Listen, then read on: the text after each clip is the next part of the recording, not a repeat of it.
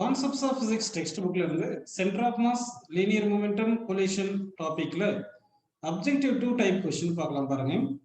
The centre of mass of a system of particles is at the origin, it follows that அப்படின்னு சொல்லியிருக்காங்க. First option பாருங்க, the number of particles to the right of the origin is equal to the number of particles to the left of the origin அப்படின்னு சொல்லியிருக்காங்க.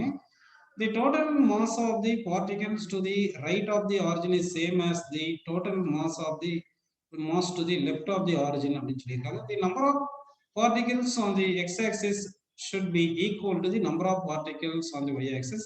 If there is a particle on the positive x-axis, there must be at least one particle on the negative x-axis அப்படின்னு சொல்லியிருக்காங்க.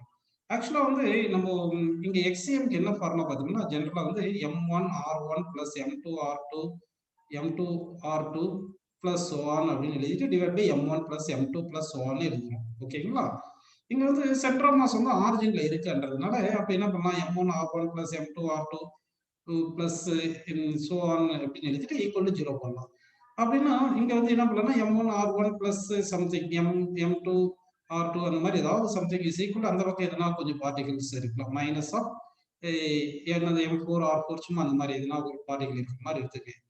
அப்ப வந்து left சைட்ல origin left சைட்ல இருக்கிற mass into distance சம்மும், ரைட் சைடு ஆரிஜின் ரைட் சைடுல இருக்கிற மாஸ் இன்டு டிஸ்டன்ஸ் உடைய சம்மும் ஈக்குவலா இருந்தாவே எக்ஸிஎம் வந்து 0 இருக்கும். அதனாலதான் number of particles to the right of the origin is equal to the number of particle left of the origin number equal இருக்கணும் கிடையாது. தவிர இந்த product of mass into distance sum of the particles இருக்குல்ல, left side and right side ஈக்குவலா இருந்தா போதும். அடுத்து அப்படின்னா ஃபர்ஸ்ட் ஆப்ஷன் வராது. Total mass of the particle to the right to the origin and to the left to the origin வந்து ஈக்குவலா இருக்கணும் கிடையாது. ஏன்னா product of mass and distance தான் சம் ஈக்குவலா இருக்கும். அதனால செகண்ட் ஆப்ஷன் கிடையாது. அடுத்தது, the number of particles on X axis should be equal to the number of particles on Y axis அப்படின்னு கிடையாது. எக்ஸ் ஆக்சிஸ் ஒய் ஆக்சிஸ் அப்படின்னு கிடையாது, எங்கனால எப்படின்னா இருக்கலாம். அடுத்து, if there is a particle on the positive x axis, there must be at least one of the particle on the negative x axis அப்படின்னு சொல்றாங்க. அப்படின்னு கிடையாது. ஏன்னா வந்து சப்போஸ் ஒரு பார்ட்டிகல் வந்து ஒரு பார்ட்டிகல் m1 வந்து பாசிட்டிவ் எக்ஸ் ஆக்சிஸ்ல இருக்குன்னு வச்சுங்க. இப்போ இங்க m2ன்னு ஒரு பார்ட்டிகல் இங்க இருக்கு, அதே மாதிரி இங்க ஒரு m3ன்னு ஒரு பார்ட்டிகல் இருக்கு அப்படின்னு எடுத்துக்கலாம். ஓகேங்களா? இந்த பாயிண்ட்ல பார்ட்டிகல் இருக்கு, இங்க ஒரு m4ன்னு ஒரு பார்ட்டிகல் இருக்கலாம், இங்க ஒரு m5ன்னு இப்படி பார்ட்டிகல் இருக்கலாம். ஓகேங்களா? இதனுடைய எல்லா பார்ட்டிகளுடைய சென்டர் ஆஃப் மாஸ் வந்து இங்க ஆரிஜின்ல இருக்கலாம். அப்படி இருந்துச்சுன்னா நெகட்டிவ் எக்ஸ் ஆக்சிஸ்ல பார்ட்டிகல் இல்லை இல்லையா? அதனால நெகட்டிவ் பாசிட்டிவ் எக்ஸ் ஆக்சிஸ்ல ஒரு பார்ட்டிகல் இருந்துச்சுன்னா நெகட்டிவ் எக்ஸ் ஆக்சிஸ்ல பார்ட்டிகல் இருக்கணும் கிடையாது. என்னங்க பாருங்க, இங்க m2 m3 இருக்கு இல்லையா, அதனுடைய எக்ஸ் கோஆர்டினேட் உடைய சென்டர் ஆஃப் மாஸ் வந்து இந்த பார்ட்டிகல்ஸ் உடைய எக்ஸ் கோஆர்டினேட் உடைய சென்டர் ஆஃப் மாஸ் பேலன்ஸ் ஆயிட்டு சென்டர் ஆஃப் மாஸ் வந்து ஆரிஜின் இருக்கு. அப்படின்னு பார்த்தோம்னா இந்த கொஸ்டினுக்கு no options are correct, none of the answers are correct அப்படின்னு எடுத்துக்கலாம். பாருங்க, அடுத்த கொஸ்டின் பாருங்க. A body has its center of mass at the origin. The x coordinates of the particle அப்படின்னு சொல்லியிருக்காங்க. அதாவது பாடி வந்து எங்க இருக்குன்னா சென்டர் ஆஃப் மாஸ்ல சென்டர் ஆஃப் மாஸ் வந்து ஆரிஜின் இருக்கு. அப்ப x coordinates of the particle அப்படின்னு சொல்லியிருக்காங்க.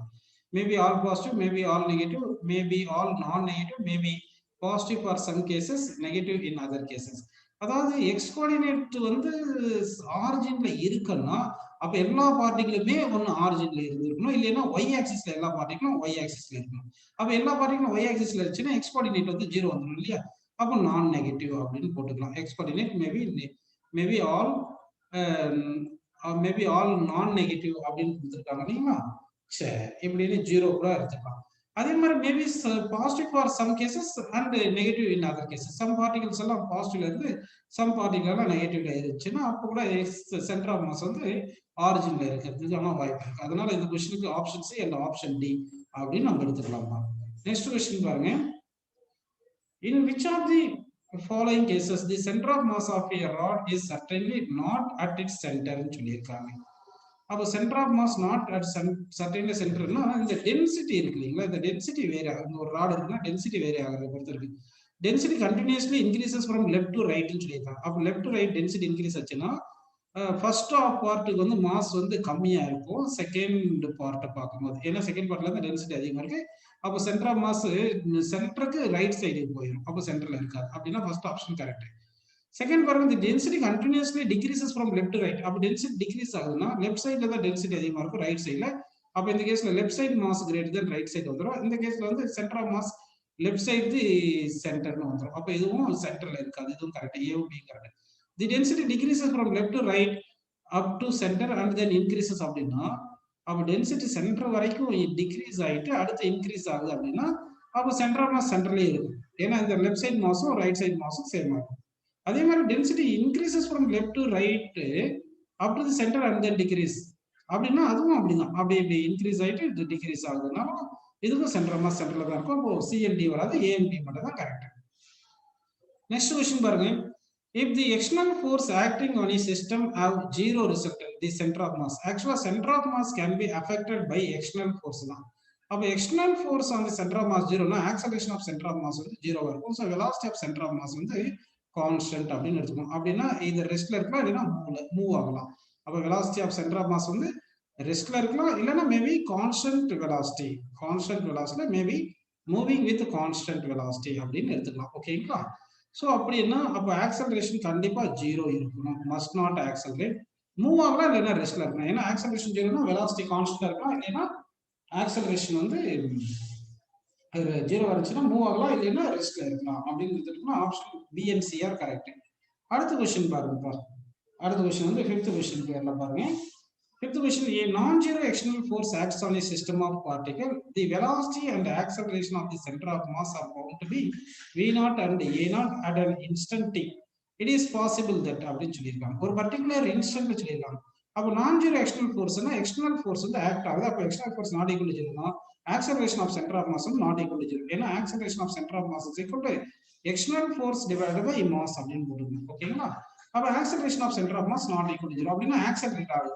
அப்ப ஆக்சலரேட் ஆகுதுன்னா வெலாசிட்டி வந்து வேரியபிளா இருக்கும். Velocity of centre of mass வேரியபிளா இருக்கணும். அதாவது இன்க்ரீஸ் ஆகலாம், டிக்ரீஸ் ஆகலாம். ஏன்னா acceleration opposite the velocity of centre of mass இருக்கலாம், எல்லாம் வந்து velocity of centre of mass இருக்கலாம். அப்ப velocity of centre of mass vary ஆகலாம். அப்ப வேரி ஆகிட்டே இருக்கும்போது ஒரு பர்டிகுலர் இன்ஸ்டன்ட்ல வெலாசிட்டி வந்து ஜீரோவா வந்திருக்கலாம், நாட் ஈக்குவல் டு ஜீரோவா வந்திருக்கலாம். அப்ப வெலாசிட்டி ஜீரோ வந்து acceleration not equal to zero correct. Velocity not equal to zero, acceleration not equal to ஜீரோவும் கரெக்ட் தான். சரிங்களா? நெக்ஸ்ட் क्वेश्चन போயிடலாம் பாருங்க. Two balls are thrown simultaneously in air. The acceleration of the center of mass of the two balls while in air அப்படின்னு கேட்டிருக்காங்க. அதாவது ரெண்டு பால் வந்து ஏர்ல ப்ரொஜெக்ட் பண்ணும்போது இந்த ரெண்டு பால் மேல ஆக்ட் ஆகிற ஒன்லி ஃபோர்ஸ் கிராவிடேஷன் ஃபோர்ஸ் தான், எம்ஜி மட்டும் தான் ஆக்ட் ஆகுது. ஓகேங்களா? அப்படின்னா acceleration of centre of mass பார்த்தீங்கன்னா ஜி தான் வரும். ஏன்னா ரெண்டு பாடிக்கும் ஆக்சலரேஷன் வந்து acceleration of centre of mass என்ன பார்த்தீங்கன்னா M1 A1 plus M2 A2 by M1 plus M2 தானே போறோம். A1 A2 வந்து ரெண்டு பாடிக்குமே ஆக்சலரேஷன் ஈக்குவல் டு ஜி தானே. அப்ப ஜி காமன் எடுத்துட்டோம்னா A1 ஈக்குவல் டு ஜி போடுங்க, A2 ஈக்குவல் டு ஜி போட்டா ஜி காமன் எடுத்துட்டா M1 plus M2 divide by M1 plus M2 போட்டோம்னா அப்ப என்ன ஆகுது, M1 plus M2 கேன்சல் ஆயிட்டு acceleration of centre of mass வந்து ஜி தான் வருது. அப்ப ரெண்டுத்துக்குமே ஆக்சலரேஷன் ஈக்குவல் டு ஜி அப்படின்னு மட்டும் தான் வரும். அதனால depends on direction of the motion வராது, டிபெண்ட்ஸ் ஆன் மாசஸ் வராது, டிபெண்ட்ஸ் ஆன் ஸ்பீட் வராது. ஒன்லி ஈக்குவல் டு ஜி தான் correct. So fourth option correct. ஓகேங்களா? ஆக்சலரேஷன் டு கிராவிட்டி டவுன்வர்ட் தானே ஆக்ட் ஆகும். ரெண்டுத்துக்குமே ஆக்சலரேஷன் சேம் டைரக்ஷன்ல தான் இருக்கும். அதனால வெலாசிட்டி டைரக்ஷன் ஸ்பீட் எதையும் டிபெண்ட் பண்ணாது. Acceleration of centre of mass only G தான் கரெக்ட் அப்படின்னு எடுத்துக்கிறோம்ப்பா. நெக்ஸ்ட் क्वेश्चन பாருங்கப்பா. A block moving in air breaks into two parts and the parts separate அப்படின்னு சொல்லிட்டாங்க. இப்போ வந்து என்ன பண்றோம்னா ஒரு பிளாக் வந்து ஏர்ல மூவ் ஆயிட்டு இருக்கு. இது வந்து இந்த மூவ் ஆயிட்டு இருக்கும்போது இது வந்து ஸ்பிளிட் ஆயிடுச்சு, ரெண்டு பார்ட்டா ஸ்பிளிட் ஆயிடுச்சு. அந்த பிரேக் ஆகும்போது இன்டர்னல் ஃபோர்ஸ்னால தான் பிரேக் ஆயிடும். அப்போ இன்டர்னல் ஃபோர்ஸ்னால எக்ஸ்டர்னல் ஃபோர்ஸ் வந்து ஜீரோ. அப்போ வந்து இன்டர்னல் ஃபோர்ஸ்னால எக்ஸ்டர்னல் ஃபோர்ஸ் ஜீரோனா அப்போ மொமெண்டம் வந்து just before breaking and just after breaking வந்து மொமெண்டம் வந்து கன்சர்வ்டு. அப்போ மொமெண்டம் வந்து கான்ஸ்டன்ட் அப்படின்னு எடுத்துக்கணுமா. அப்படின்னா ஆப்ஷன் ஏன்னு வரும். கரெக்டுங்களா? அடுத்தது total energy kinetic energy must be conserve வராது. அதாவது இன்டர்னல் ஃபோர்ஸ்னால டோட்டல் எனர்ஜி சேஞ்ச் ஆகும். அப்போ டோட்டல் எனர்ஜி மஸ்ட் சேஞ்ச் அப்படின்னு எடுத்துக்கணும். சரிங்களா?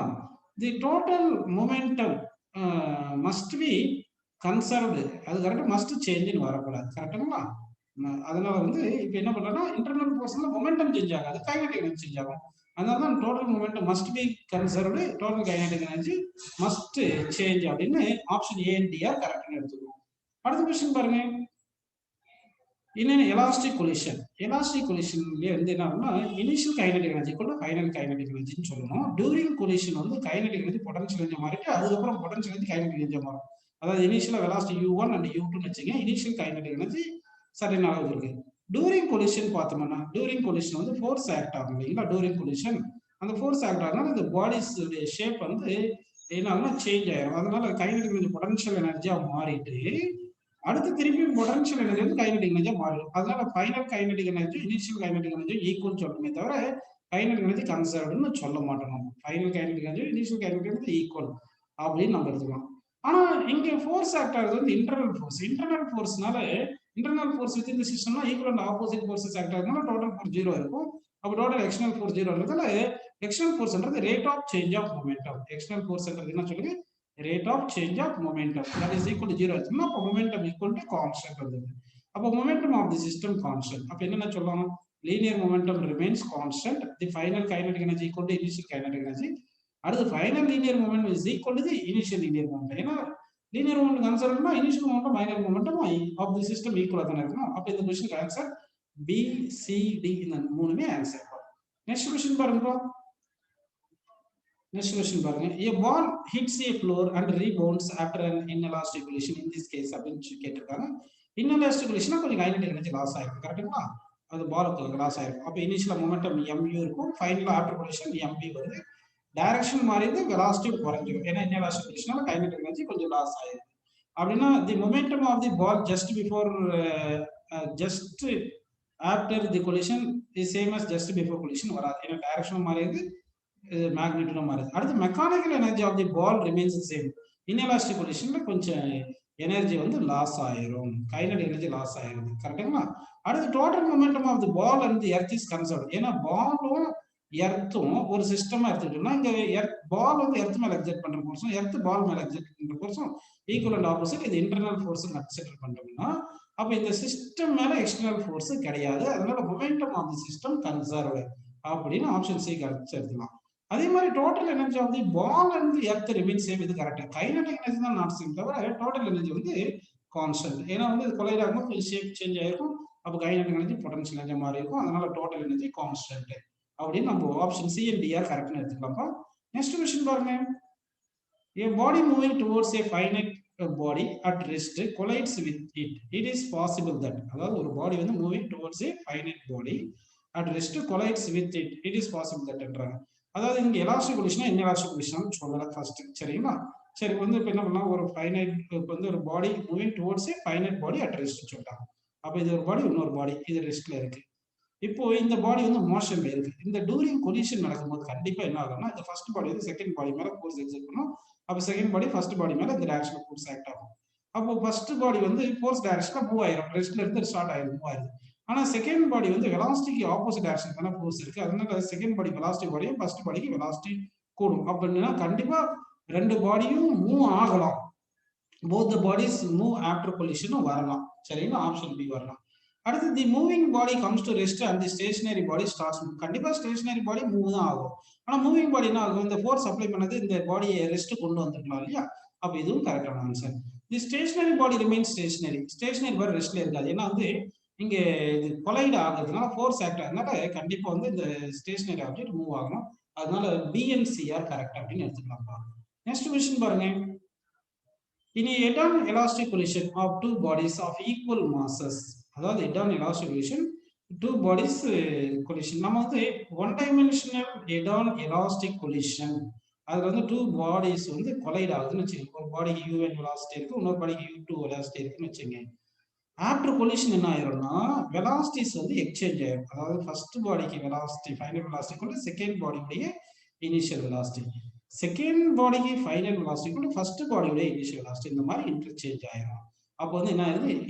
தேர் velocities are interchange. Velocity interchange இல்லைன்னா அப்போ மேக்னெட் டைரக்ஷன் ரெண்டுமே இன்டர்சேஞ்ச் ஆயிருக்கும் இல்லையா? அதே அப்படின்னா மேக்னெட் இன்டர்சேஞ்ச்னா ஸ்பீடு வந்து இன்டர்சேஞ்ச் அப்படின்னு எடுத்துக்கணும். அடுத்து மாஸ் வந்து ஈக்குவலா தானே இருக்கு. அப்போ மாஸ் இன்டு மாஸ் ரெண்டு பாடிக்கு two bodies of equal mass தானே சொல்லிட்டாங்க. அப்போ mass into velocity, mass same, velocity interchange ஆயிடுச்சு. அப்போ momentum also interchange, the momentum also interchange. அடுத்து faster body slows down and the slower body speeds up. Correct தானே? ஏன்னா வெலாசிட்டி இன்க்ரீஸ், வெலாசிட்டி இன்டர்சேஞ்ச் ஆகும்போது ஃபாஸ்டா மூவ் ஆன பாடி செகண்ட் பாடிக்கு அந்த ஃபாஸ்டர் வெலாசிட்டி கொடுத்துரும், ஸ்லோவா மூவ் ஆன பாடி ஃபர்ஸ்ட் பாடி ஸ்லோ வெலாசிட்டி கொடுத்துரும்.